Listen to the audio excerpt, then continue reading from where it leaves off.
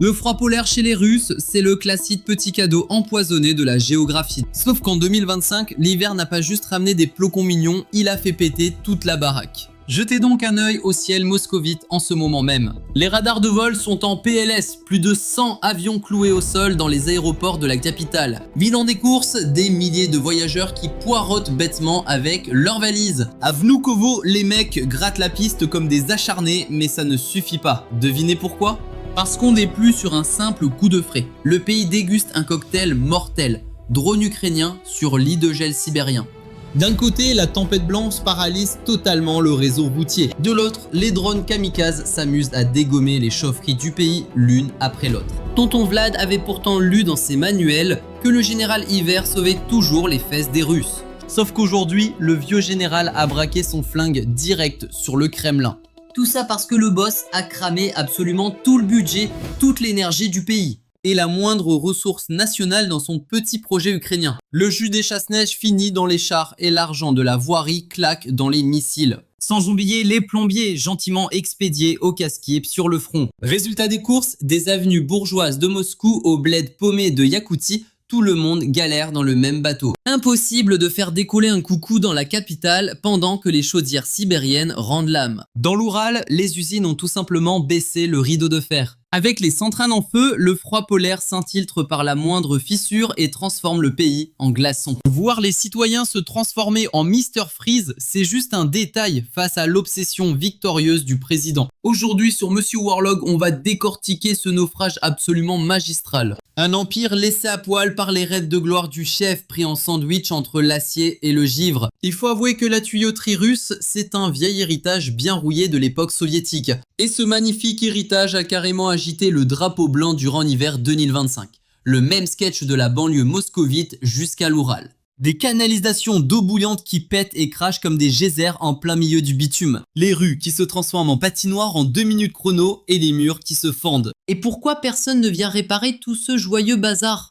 Tout bêtement parce que les gars du BTP censés rafistoler ça servent de chair à canon dans les tranchées ukrainiennes. Les milliards de roubles pour retaper la plomberie ont été joyeusement cramés pour fabriquer des joujoux hypersoniques. Pendant que le grand patron menace l'Europe de mourir de froid. Il admire tranquillement l'agonie absolue du chauffage central dans ses propres villes. Ce conflit n'a pas seulement siphonné des bidasses, il a aussi englouti le moindre technicien municipal. Les pauvres citoyens campent en plein Moyen-Âge tout en squattant des blocs d'appartements modernes. Dès que le système lâche, ils branchent 1000 petits chauffages d'appoint en panique. Et boum, c'est le réseau électrique qui saute à son tour. C'est un pur effet domino à la russe. Mais bon, en ville, il y a encore du bruit, de la fumée, un beau bordel. Mais qu'en est-il de ces trous paumés abandonnés par l'État, là où même les mots gèlent en sortant de la bouche? C'est là-bas qu'on rigole beaucoup moins. Allez, on prend nos moufles et on file au bout de la carte, direction la Yakoutie. Le coin le plus gigantesque du pays, mais de loin le plus incroyablement désert. Ici, on frôle les moins 56 degrés Celsius.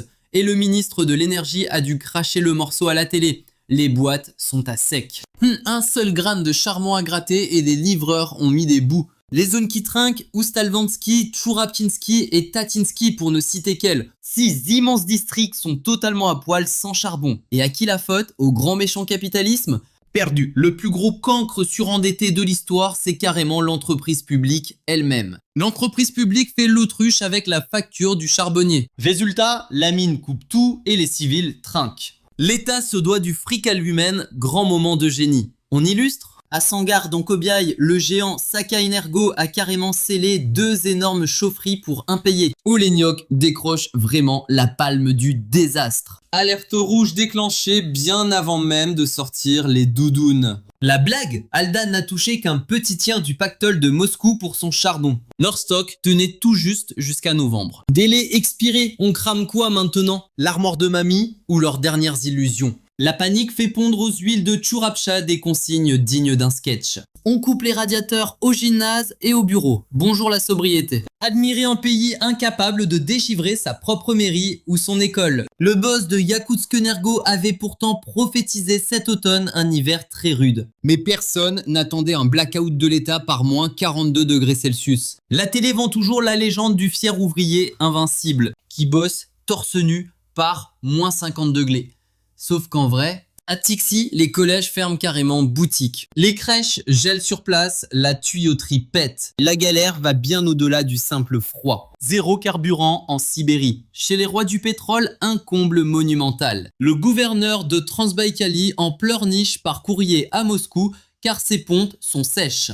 Seuls les gyrophares font le plein. Le hic, c'est que Kiev a renvoyé l'ascenseur explosif en plein centre. Leurs engins volants pulvérisent systématiquement les raffineries russes. Reuters confirme une chute de 20% des capacités côté raffinage. Le pronostic du boss ukrainien claque sur ces pompes sibériennes vides. Leur secteur énergétique douillera sévère. Les caisses se vident à chaque pétoire lâché sur le froid adverse. Spoiler, le monde de l'énergie n'est pas le seul en rade. D'après le papier du 25 décembre sorti par le Moscow Times, la production globale s'est pris une claque de 0,7% en novembre dernier. Première vraie dégonflade de ce côté-là depuis février 2023. 1% perdu côté usine, avec un détail croustillant, c'est le civil qui plonge. En gros, ils savent encore gratter les trésors de leur sous-sol, sauf qu'il manque cruellement d'infrastructures en face pour transformer cette boue en truc utile pour le Pékin moyen. L'industrie de Monsieur Tout-le-Monde est au bord du gouffre. Bouffe, fringues, canapés, on touche le fond à des niveaux vraiment historiques.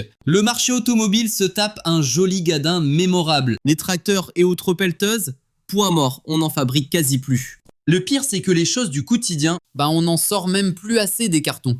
Tout le pactole national file biberonner l'immense machine kaki. Ça sent grave Laurent Sermet des dernières heures de l'époque soviétique, quand l'usine gavait la grande faucheuse au lieu de beurrer les tartines. Rayon désert. Les usines tournées pour l'armée, zéro pour les civils. La Russie rejoue aujourd'hui le même dilemme, les armes ou le beurre. Comme s'en amuse la chercheuse Elina Rybakova de l'Institut Peterson, ce délire militarisé détruit carrément le bien-être civil.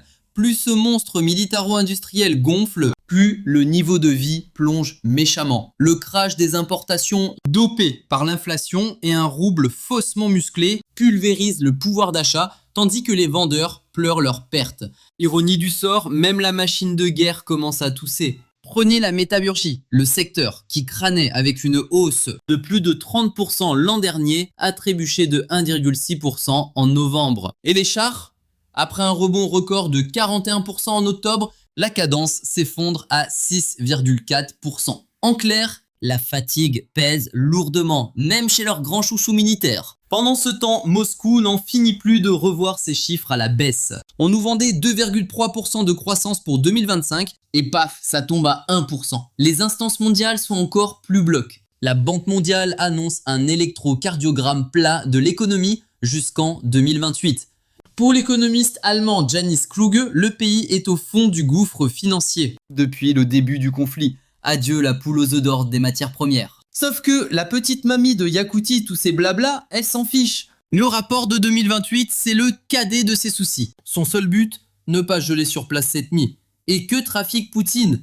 Face aux caisses vides et au fiasco, le chef passe à la télé pour tacler ses mères. Appel à l'aide générale, du pur art dramatique russe, vraiment. Le vieux sketch du bon roi et des nuls. La capitale siphonne tout, flambe tout dans l'armée et jette la province sous le bus à la première galère. Alors, quand le pauvre ministre Yakout chouine qu'ils sont fauchés, le boss le gronde au lieu d'assumer ses propres bêtises.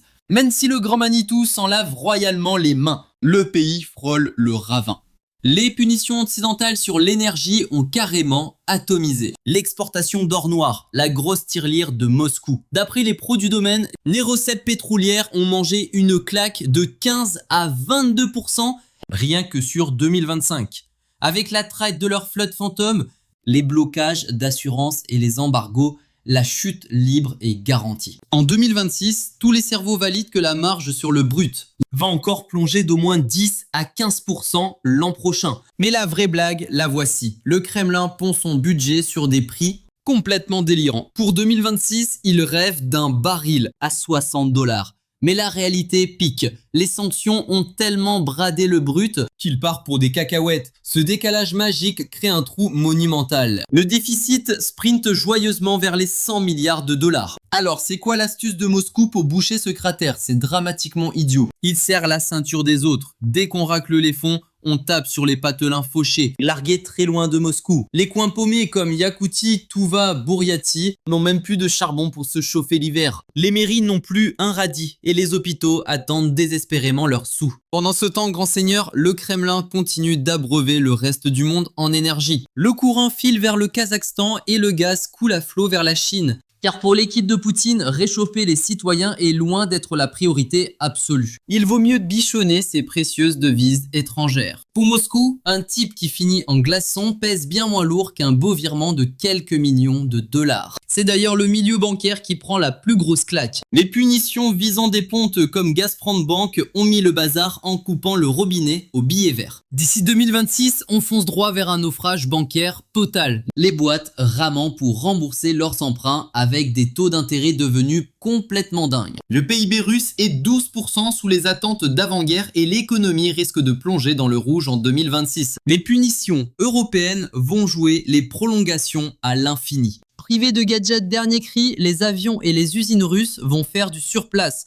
ce qui promet des vagues de licenciements et une efficacité en chute libre. En 2026, la Russie va devoir trancher un sacré dilemme. Payer des combats ou nourrir la population. L'économie de guerre russe, c'est vraiment qui ou double. L'armée a englouti 160 milliards en 2025, soit environ 7,2% du PIB, un record absolu depuis la bonne vieille époque soviétique. L'armement tourne à plein régime, offrant une tonne de boulot dans ce domaine. Sauf que ce miracle économique a une date de péremption. Le budget 2026 sacrifie le civil pour l'armée qui s'accapare 40% du gâteau. Cette folie militaire massacre joyeusement la santé, l'école, les routes et les services publics. La facture des combats a dépassé les 195 milliards de dollars rien qu'en 2025 et 2026 s'annonce encore plus salé. Pour couronner le tout, on manque cruellement de bras.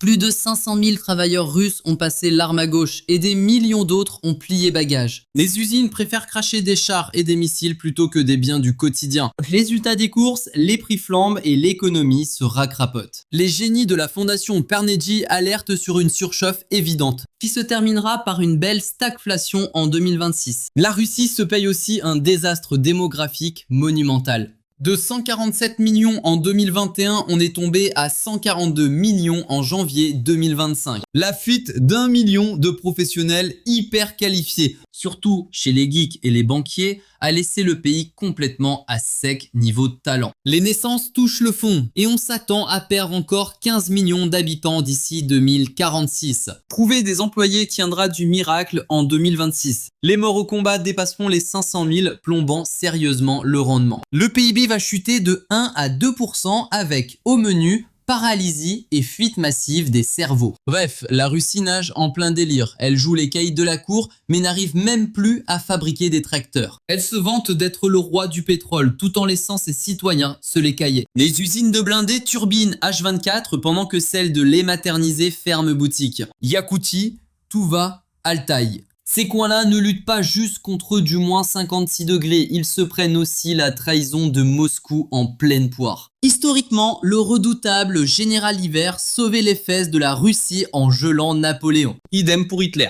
Sauf qu'aujourd'hui, ce bon vieux général a décidé de se farcir le Kremlin. Car ce froid de canard ne gèle pas que la gadoufle, mais carrément le trône des grands pontes. En 2026, la Russie se tape un dilemme corsé. Soit on flambe tout dans l'armée en laissant le peuple gelé, soit on range les vieux délires de grandeur au placard pour éviter l'hécatombe générale. Mais le boss a tranché net, les gros blindés d'abord, les pécores patienteront. L'hiver passera peut-être au système D, avec 3 bouts de bois et l'entraide du quartier. Sauf qu'il n'y a pas que les bons hommes de neige qui risquent de fondre. L'amour aveugle pour le chef crade déjà salement, un peu comme la vieille tuyauterie sibérienne. Le silence de mort en Yakoutie cache en fait l'arrivée d'une très vilaine tempête. Alors, vous croyez que les locaux vont digérer cette petite entourloupe bien givrée? Ou bien c'est carrément l'avenir du pays qui finit en glaçon? Lâchez-vous dans les commentaires. Si vous voulez vraiment piger l'envers du décor, au-delà des tranchées, jusque dans les grands congélos de Sibérie, abonnez-vous à Monsieur Warlog. Ici Charlie de l'équipe Monsieur Warlog, couvrez-vous bien et restez